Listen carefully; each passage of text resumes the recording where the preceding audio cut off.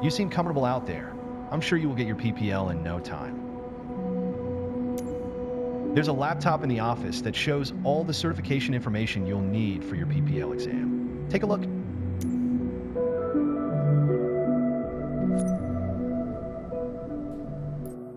Here you can see all the different certifications.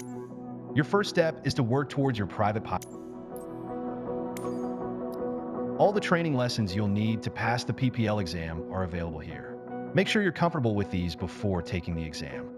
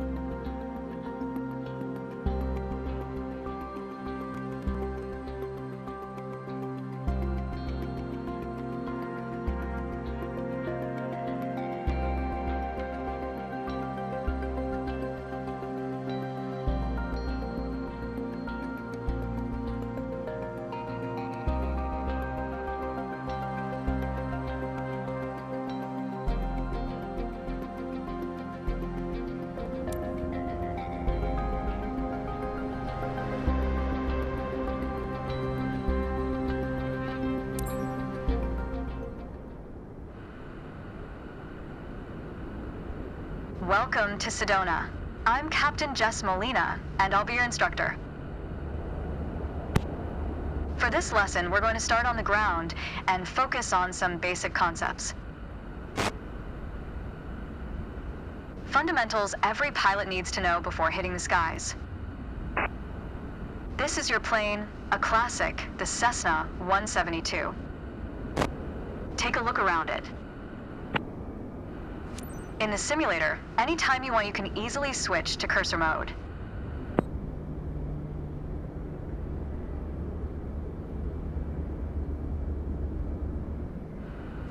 The cursor is handy for interacting with menus and cockpit controls or instruments. As you can see, activating the cursor also displays the toolbar at the top of the screen. The toolbar is a quick access menu that allows you to control various aspects of the simulation. Try to find and open the controls panel.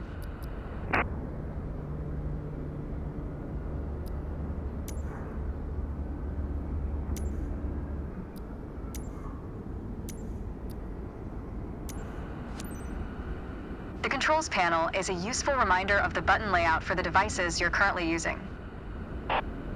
Now try to find and open the camera panel in the toolbar.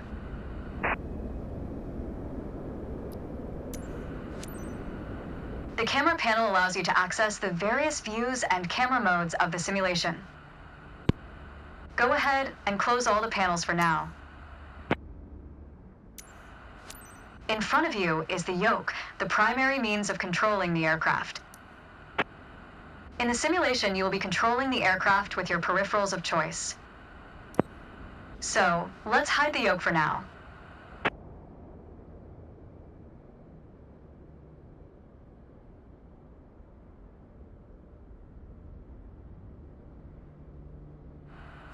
For now, we're done with the cursor, so go ahead and hide it. All right, as we've seen, when you want to look around you, it's easy to rotate the camera. But you can also move it freely in the cockpit to get a better view of anything you want to see. Even through a window to look outside.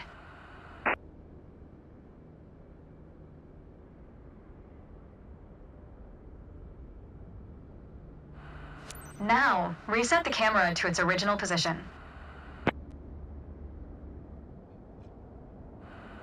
All right, that covers all the main camera functions available in the simulation. Try to familiarize yourself with them a bit more, then reset the camera to its original position whenever you're done. Great.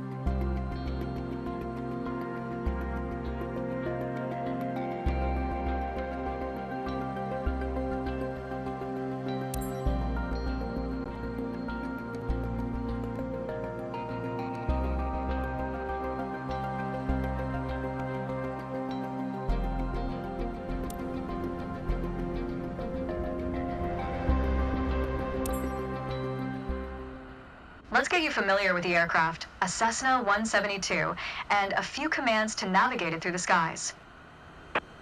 In front of you is the yoke. The yoke is like a steering wheel, more or less. Turn it left or right to control the ailerons and bank the aircraft into turns. Look at the trailing edge of the wings while turning the yoke to see the effect on the ailerons. Okay. Now, the difference between the yoke and a steering wheel is you can pull or push on the yoke. This controls the elevator at the back of the aircraft to make it climb or descend. Look at the horizontal stabilizer while you pull on the yoke. You can see how it affects the elevator. Nice. Down at your feet are the rudder pedals. They steer the aircraft when you're on the ground. The upper part of the pedals also control your brakes. In the air, they control the rudder at the end of the vertical stabilizer to yaw the aircraft. This is mostly for small corrections. For coordinating turns or compensating for a plane's tendency to pull left during takeoffs and climbs. Look at the vertical tail while operating the pedals to see the effect on the rudder.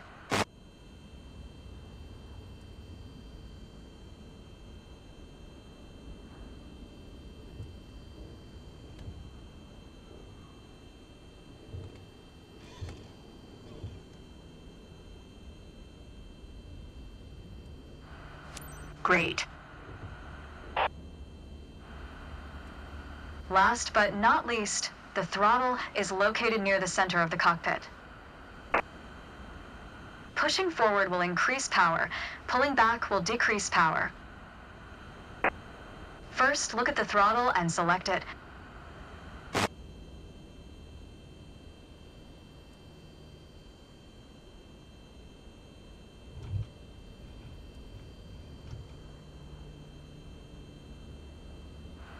Keep it selected and push it forward to increase power.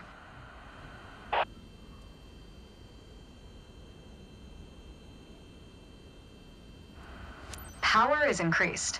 Now pull it back to decrease power.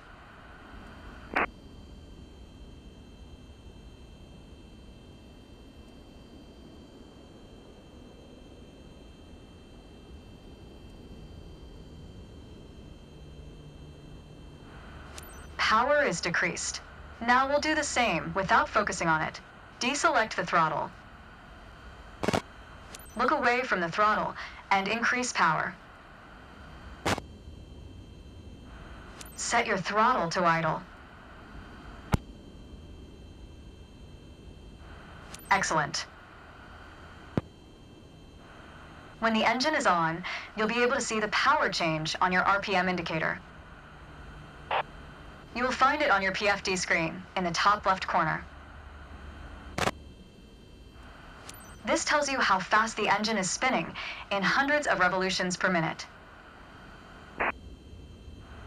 Next, take a look at your current speed on the airspeed indicator.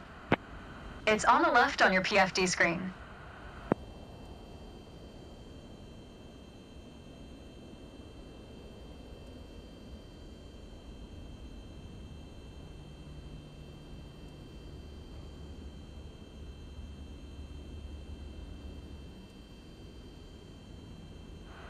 It measures the speed in knots. To check your altitude, look to the altimeter. It's on the right on your PFD screen. Not all aircraft have integrated screens with all this information. A lot of them rely on analog instruments. You can find the analog versions of the airspeed indicator and the altimeter just above the throttle. They are respectively on the left and right.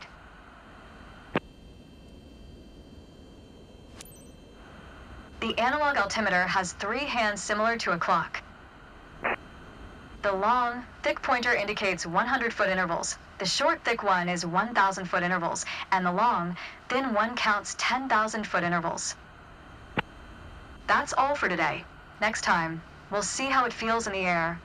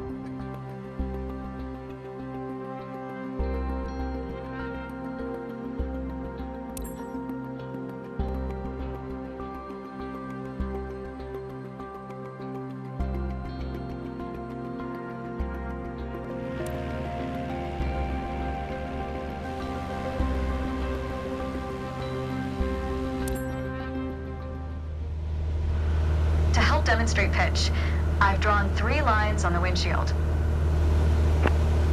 Notice how the middle line matches the horizon while we're flying level? This is the cruise attitude. The lower dotted line is the climb attitude, and the upper one is the descent attitude. Let's dig deeper into what that means. Pull back gently on the yoke until the climb attitude line matches the horizon. Then maintain that attitude.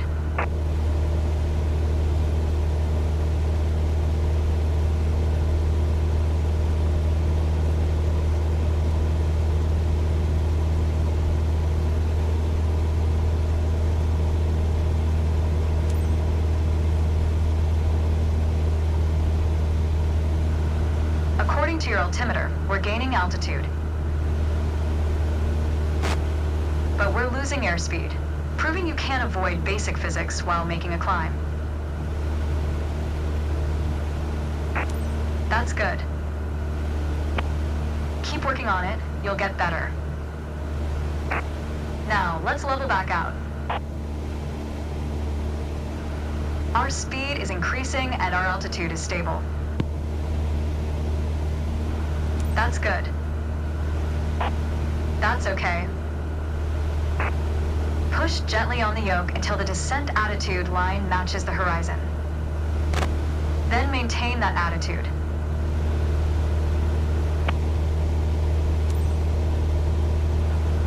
As expected, with a nose-down attitude, our altitude is decreasing while our speed is picking up. Great. That's good. Keep working on it, you'll get better. Okay, bring us back to level flight. Now your speed is decreasing and your altitude is stable. That's good. That's okay. Try to make only small adjustments to your pitch to avoid overcorrection.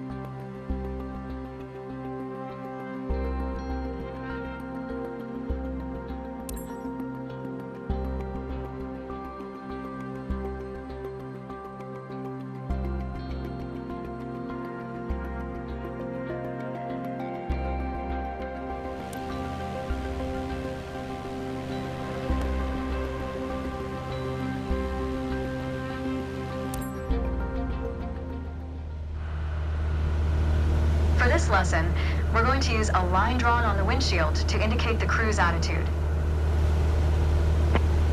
I've also added another dotted line to help you bank properly for left turns. Gently move the yoke to the left until the dotted line matches up with the horizon. Then maintain that bank.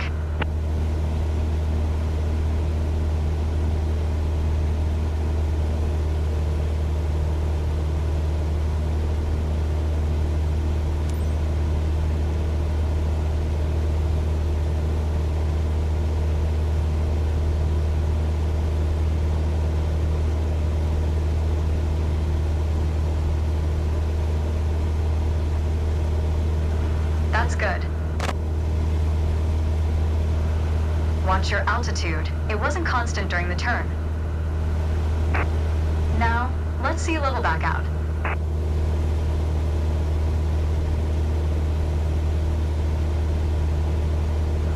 All right. For the next step, turning to the right, let's see how you do on your own without any markings. You can see a series of notches representing 10-degree increments on the attitude indicator part of your PFD. As a general rule, you always want to keep your turns under 30 degrees.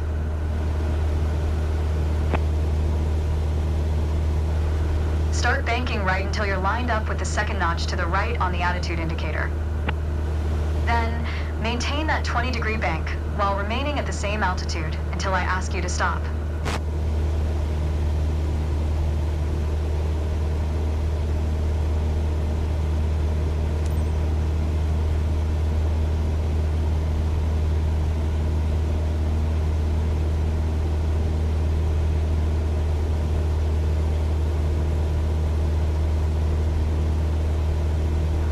That's good.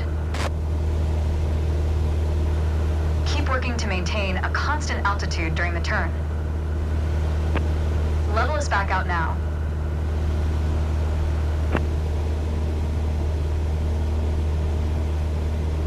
Great.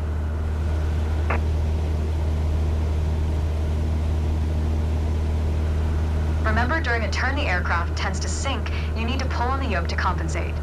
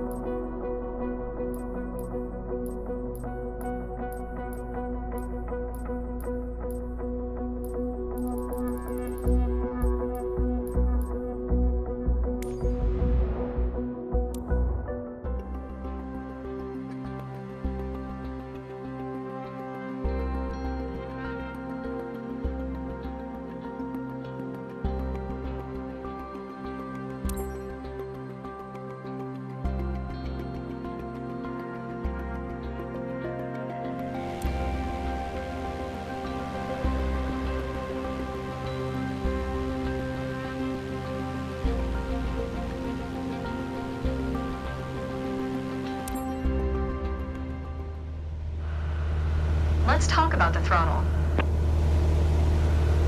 If you have the need for speed, then the throttle's for you. Full control over the power output of the engine.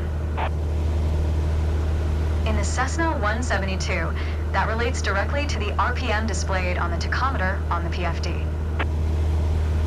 Pull back on the throttle to reduce RPM to 1800.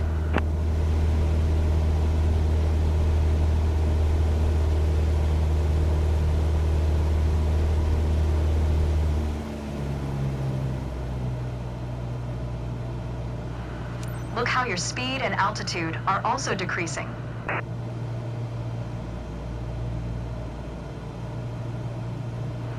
Excellent. Okay, let's throttle back up to 2,400 RPM.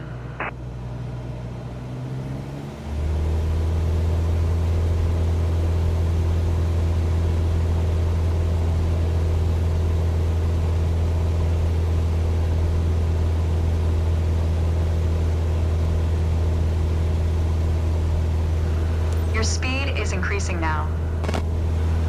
As long as you maintain the same attitude, your altitude will keep climbing as well. Keep working on it, you'll get better. You did well, but you can do better.